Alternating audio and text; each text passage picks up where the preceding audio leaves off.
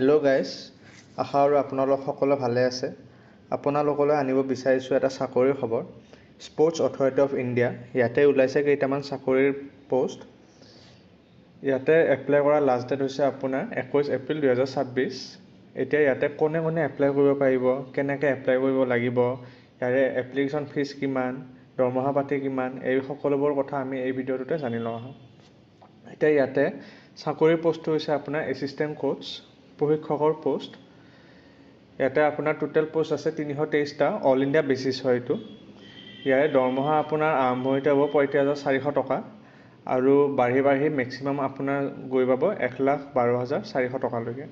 ইয়াতে আপোনাৰ পে' বেণ্ডো থাকিব 9,300 টকাৰ পৰা 34,800 টকালৈকে। পে' বেণ্ড মানে কি, আপোনাৰ মানে কি লোকেশ্যনত চাকৰি পষ্টিং হৈছে বা কোনটো খেলৰ কাৰণে আপুনি প্ৰশিক্ষক হৈছে, সেই হিচাপে ডিপেণ্ড কৰি কিনে আপোনাৰ এই পে' বেণ্ডটো দিব। আৰু ইয়ালৈ আপোনাৰ গ্ৰেড পে'ও থাকিব 4,200 টকা। এতিয়া প্ৰশিক্ষকৰ পষ্টটো আপোনাৰ কি ডিচিপ্লিন বা কি খেলৰ কাৰণে আছে: swimming, athletics, cycling, gymnastics, wrestling, canoeing, judo, rowing, shooting, boxing, fencing, weightlifting, taekwondo, archery, table tennis, badminton, tennis, basketball, volleyball, field hockey, football, handball, kabaddi, kho kho, sepak takraw আৰু উছু। এই 26টা খেলৰ বাবে আছে। আপোনাৰ ইয়াতে যি ভেকেঞ্চি আছে তাতে ৰিজাৰ্ভেশ্যনো থাকিব। ওমেনৰ কাৰণে আপোনাৰ 33% ৰিজাৰ্ভেশ্যন থাকিব আৰু SC STৰ বাবেও থাকিব আপোনালোকৰ। আৰু এই ভেকেঞ্চি আপোনাৰ 323টা বুলি যিটো দিছে এইটো প্ৰভিজনেলহে, মানে ইয়াতকৈ বাঢ়িবও পাৰে বা কমিবও পাৰে। তাৰপিছত আপোনাৰ ইয়াতে আৰু এটা পলিচি দিয়া আছে। এই পলিচিটো কি, মানে যিহেতু অল ইণ্ডিয়া পষ্টিং হ'ব এই চাকৰিটো, আপোনাৰ যেতিয়া য'তে ট্ৰেন্সফাৰ কৰে আপুনি সেই পজিশ্যনটোত বা সেই জেগাটোত যাবই লাগিব। নহ'লে মানে এইটো স্পৰ্টছ অথৰিটি অফ ইণ্ডিয়াৰ পৰা মেণ্ডেটৰী দিয়া আছে। কোনোবাই যদি নামানে সেইটো তেতিয়া ৰাষ্ট্ৰীয় কৰাব। তো সেই পলিচিটো আপুনি ফ'ল' কৰিব লাগিব। এতিয়া ইয়াতে এপ্লাই কৰাৰ কাৰণে ক্ৰাইটেৰিয়া কি আমি চাই লওঁ আহক। মিনিমাম কোৱালিফিকেশ্যন কি লাগিব, 3টা অপশ্যন দিয়া আছে। 3টাৰ এটা অপশ্যন ফুলফিল কৰিলে আপুনি এপ্লাই কৰিব পাৰিব। প্ৰথম অপশ্যনটো দিছে আপোনাৰ ডিপ্ল'মা থাকিব লাগিব। কি হয়, কোচিং ইনষ্টিটিউট এখন আছে, মানে স্পৰ্টছ অথৰিটি অফ ইণ্ডিয়াৰ আণ্ডাৰতে, পাটিয়ালা, পাঞ্জাৱত আছে এইটো।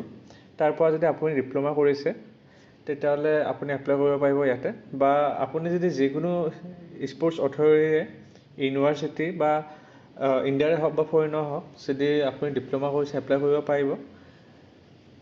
নহয় বা দ্বিতীয়টো অপশ্যন আপোনাৰ দিয়া আছে, যদি আপুনি অলিম্পিক্স বা পেৰালিম্পিক্স বা এছিয়ান গেম বা ৱৰ্ল্ড চেম্পিয়নশ্বিপ এইটাত যদি আপোনাৰ মানে কিবা সেই আছে, কোচিং কৰাৰ যদি প্ৰেক্টিচ আছে আপোনাৰ, বা কাৰোবাক যদি মানে যোনে খেলিব গৈছে সেইটোক যদি কোচিং কৰি পাইছে আপুনি, তেতিয়াও ইয়াতে এপ্লাই কৰিব পাৰিব। বা আপোনাৰ যদি দ্ৰোণাচাৰ্য এৱাৰ্ড পাইছিলে আপুনি, তেতিয়া আপুনি ইয়াতে এপ্লাই কৰিব পাৰিব। এতিয়া ইয়াতে এজ লিমিট কিমান, আপাৰ এজ লিমিট দিয়া আছে আপোনাৰ 30 বছৰ বয়স। আপাৰ এজ লিমিট 30, তাৰ ওপৰত হ'ব নোৱাৰে। কিন্তু ৰিলেক্সেশ্যন থাকিব আপোনাৰ কাষ্ট হিচাপে। SC STৰ বাবে 5 বছৰ, OBC নন ক্ৰিমিৰ বাবে 3 বছৰ, আৰু যিবিলাক এক্স ছাৰ্ভিচমেন আছে সেইটো হ'ল চৰকাৰৰ যিটো নিয়ম আছে সেই হিচাপে ৰিজাৰ্ভেশ্যন দিব বাৰু।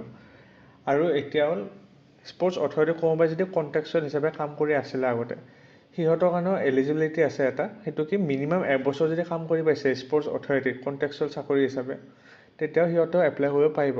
আৰু কিন্তু সিহঁতে প্ৰুফ দিব লাগিব যে ইয়াতে কাম কৰি পাইছে বা কাম কৰি আছে বা আগতে কাম কৰিছে কণ্ট্ৰেকচুৱেল পজিশ্যনত মানে। এতিয়া ইয়াতে আৰু এটা দিছে কুমুলেটিভ ৰিলেক্সেশ্যন। মানে কি, এতিয়া আপোনাৰ যদি একেলগে 2টা বা 3টা কণ্ডিশ্যন মিলে এই সেইৰ কাৰণে, এজ ৰিলেক্সেশ্যনৰ যিটো এজৰ ৰিলেক্সেশ্যন দিব আপোনাৰ, সেইটো কাৰণে যদি 3টামান সেই হয় ক্ৰাইটেৰিয়া যদি মিলে, তেতিয়া আপোনাৰ কি হ'ব, মানে সেইকেইটা এড কৰি ল'ব। মানে এক্সাম্পল উদাহৰণস্বৰূপে এইটোৱে, SC ST ছাপ'জ আপোনাৰ সেইটো পালে 5 বছৰৰ ক্ৰাইটেৰিয়াটো থাকিল। তাৰপিছত আপুনি ছাপ'জ কণ্ট্ৰেকচুৱেল চাকৰি আকৌ 3 বছৰ কৰিছে, তেতিয়া টোটেল 8 বছৰ ৰিলেক্সেশ্যন থাকিব আপোনাৰ। এতিয়া ইয়াতে এপ্লিকেশ্যন ফিজ কিমান, জেনেৰেলৰ বাবে আপোনাৰ বা OBC বা EWSৰ বাবে আপোনাৰ এপ্লিকেশ্যন ফিজটো 2500 টকা। SC ST আৰু যিবিলাক এক্স ছাৰ্ভিচমেন সিহঁতৰ বাবে 2000 টকা, আৰু ওমেনবিলাকৰ বাবে 2000 টকা। এতিয়া ইয়াতে কেনেকৈ এপ্লাই কৰিব লাগিব, আপুনি এপ্লাই কৰাৰ কাৰণে আমাৰ এই প্লেটফৰ্মটোত আহি যাব, ষ্টাডি মেৰো কেৰিয়াৰ্ছ এইটো প্লেটফৰ্মত আহি যাব। লিংকটো ডিছক্ৰিপশ্যনত দিয়া আছে। তাৰপিছত তলৰ পিনে আহি থাকিব। তলৰ পিনে আহি কেনে আপুনি এই যে অনলাইন এপ্লিকেশ্যন ফৰ্ম আছে ইয়াতে ক্লিক কৰি দিব। ক্লিক কৰি দিলে আপোনাৰ এনেকৈ খোলা হ'ব পৰ্টেলটো। তাৰপিছত ইয়াতে ৰেজিষ্ট্ৰেশ্যনটো কৰি ল'ব আপোনাৰ ইমেইল আৰু ফোন নাম্বাৰটো দি কেনে। তাৰপিছত যিটো আপুনি ৰেজিষ্ট্ৰেশ্যন নাম্বাৰ হ'ব সেইটোৰে আপুনি আকৌ লগ ইন কৰি ল'ব। লগ ইন কৰি কেনে আপোনাৰ যি ডিটেইলছ দিব লাগে, যি এক্সপিৰিয়েঞ্চ বা যি ডিপ্ল'মা, আপোনাৰ ঘৰৰ এড্ৰেছ, সেইবোৰ ফটো ছিগনেচাৰ যি দিব লাগে, আপলোড কৰিব লাগে, লিখিব লাগে, চব দি দিব। তাৰপিছত আপুনি এপ্লিকেশ্যন ফিজটো দি কেনে ফিল আপটো কৰি দিব। তাৰপিছত যিখন একনলেজমেণ্ট ওলাব সেই একনলেজমেণ্টখন আপুনি ৰাখি দিব। তেনেকৈ আপোনাৰ ফৰ্ম ফিল আপটো হৈ যাব। এতিয়া আমি জানি লোৱা হয় ইয়াতে চিলেকশ্যন প্ৰচেছটো কেনেকুৱা হ'ব। চিলেকশ্যন প্ৰচেছটো আপোনাৰ দুটা ষ্টেজত থাকিব।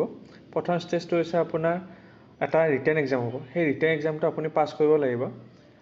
আৰু ৰিটেন এক্সামটো যোনে পাছ কৰে, ছেকেণ্ড ষ্টেজটো হৈছে আপোনাৰ প্ৰেক্টিকেল এছেছমেণ্ট এটা ল'ব। আমাৰ এনে নৰ্মেলি চাকৰিবিলাকত হ'ল ইণ্টাৰভিউ লয়, ইয়াতে ইণ্টাৰভিউ নহয়, মানে আপুনি যি সেই কোচিঙৰ কাৰণে এপ্লাই কৰিছে সেই যাতে আপুনি শিকাব জানে নাজানে, কেনেকৈ শিকাব আপুনি, সেইবোৰ চাব মানে প্ৰেক্টিকেল এছেছমেণ্টটোত।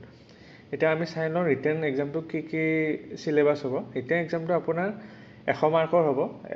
2 ঘণ্টা টাইম দিব পৰীক্ষাটো।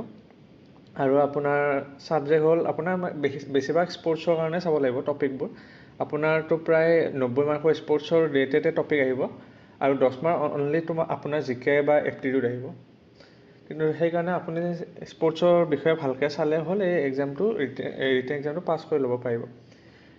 এতিয়া আপুনি যদি এনেকৈ আৰু চাকৰি এডভাৰ্টাইজ পাই থাকিব বিচাৰে তেতিয়াহ'লে এই চেনেলটো লাইক কৰি দিব, ছাবস্ক্ৰাইব কৰি দিব, বা আমাৰ ষ্টাডি মেৰ কেৰিয়াৰ্ছ এই প্লেটফৰ্মটো আপুনি জইন কৰি ল'ব পাৰে। এইটো হোৱাটছএপ চেনেলৰ লিংক দিয়া আছে, টেলিগ্ৰাম চেনেলৰ লিংক দিয়া আছে। যিকোনো এটা চেনেল জইন কৰি ল'লে হ'ব। আপুনি ৰেগুলাৰ চাকৰিৰ এডভাৰ্টাইজৰ আপডেট পাই থাকিব, বা ইয়াতে আপোনাৰ ইমেইলটো দি থ'ব পাৰে।